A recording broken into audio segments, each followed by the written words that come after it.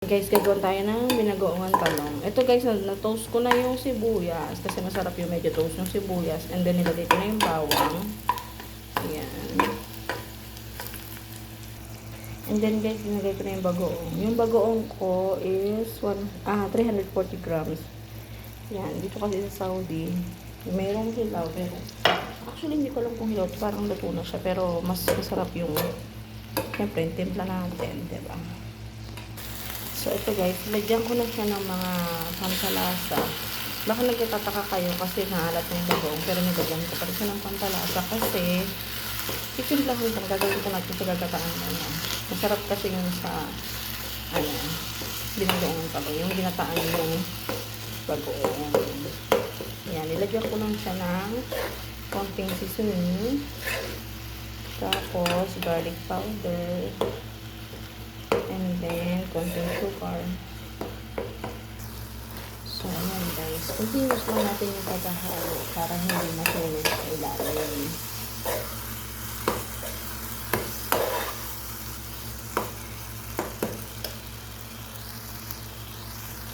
And then, lalagyan ko siya guys ng sugar. Ganito lang karami. Yan. Huwag mo lang haluin.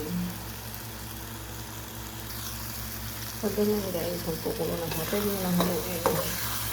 Pero pag sobrang halo. Kasi hindi maluluto yung suka. Anak na ulit.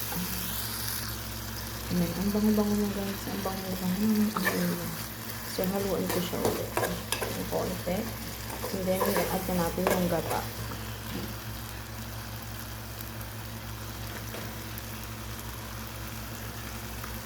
Ito guys, yung gata.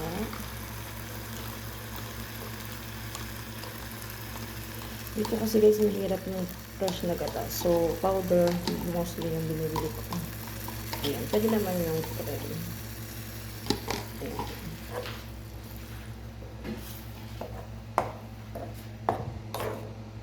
Papansin nyo guys, medyo madami, diba? Kasi, pero katutuyan ko pa yan siya. Ayan.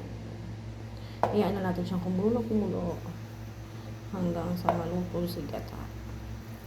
Kaya guys, medyo madami siya kasi gusto ko yung nanonood yung gata dun sa ayan, sarap niya. Ayan guys, medyo kasi kumukulo na siya. Mamaya yan, mauubos na yung yung sabaw niya. Minsan guys, haluin mo siya.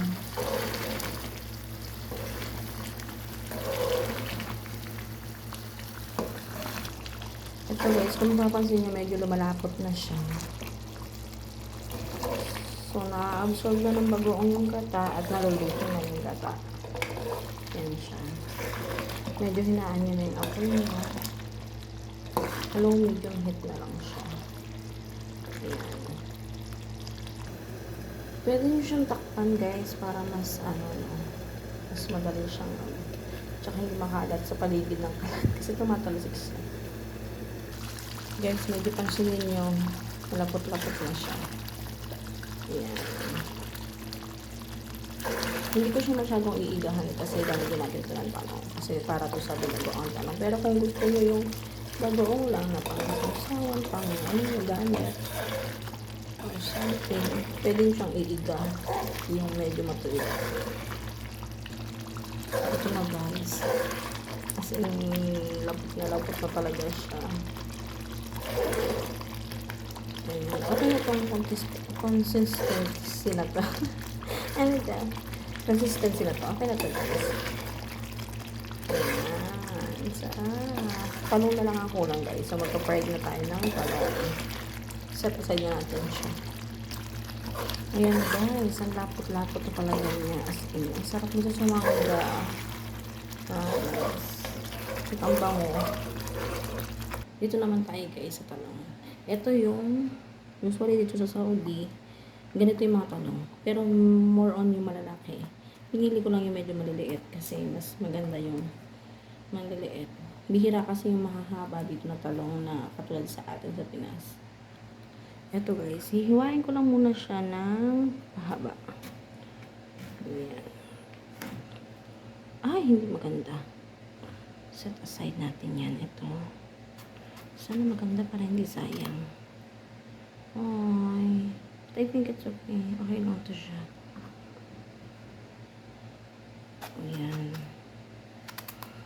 Sana okay. Ito okay siya. So, ayan guys.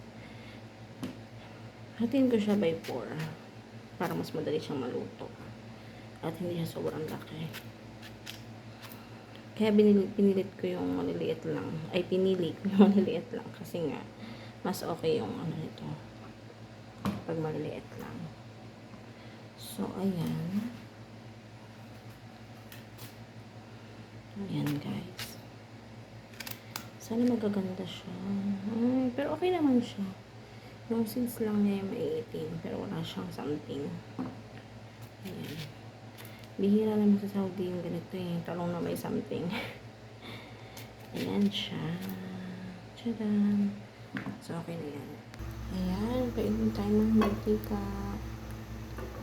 Ayan. Ayan. Mainit na yung mantika natin.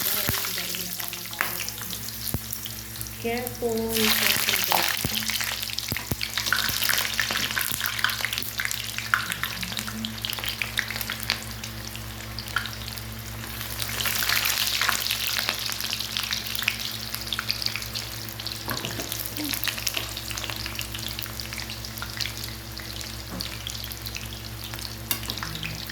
Guys, hindi yan sira. Yung ano lang niya, yung boto lang niya. Yung tumaitin niya.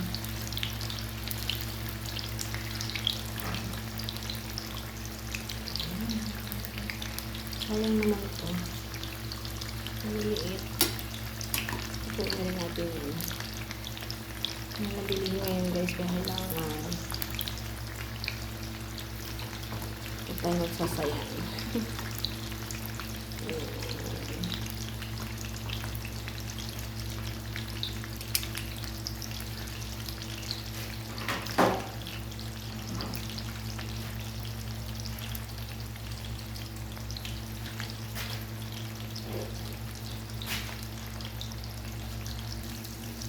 Ito guys, mas maganda yung medyo ganito lang yung talong, hindi siya totally sunog, ay, hindi sunog, yung itim na. Yung ganito lang, golden brown lang siya. Yan. Para masarap. Ayan, para sa akin guys, okay na yung ganito. Yan, okay na ito siya. I-dry na natin siya.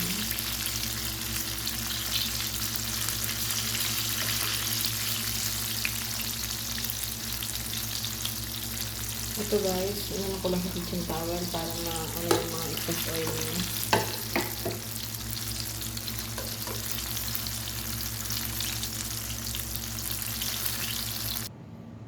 Ito na guys, yung ating moment of truth. Tignan mo naman, wow. Napakasarap. Ito yung ating binagoongang talong. Kung napapansin nyo guys, merong ano dito, yung fried onion. Ito yung tinost ko kanina.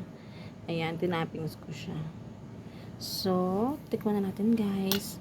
Meron tayong kanin dito. Ayan. Titikman na natin guys. Ito na guys. Titikman na natin siya guys. Ayan. Syempre, para masarap ang kainan, meron tayong cold drinks. Ayan. Try na natin. Hindi ako actually mahilig sa sibuyas pero nilagyan ko lang. Para lang sa ano. Ulitin nyo lang guys. Guys, ang sarap nito, promise.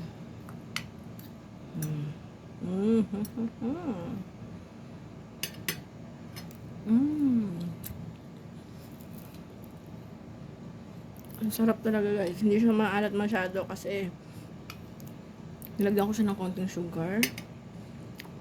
And then suka. Guys, ang sarap. Mapaparami ka na. Talagang as in, skip kayo sa diet. Pero later guys, meron ako ituturo sa inyo na pampalos ng weight and pampalinis ng colon.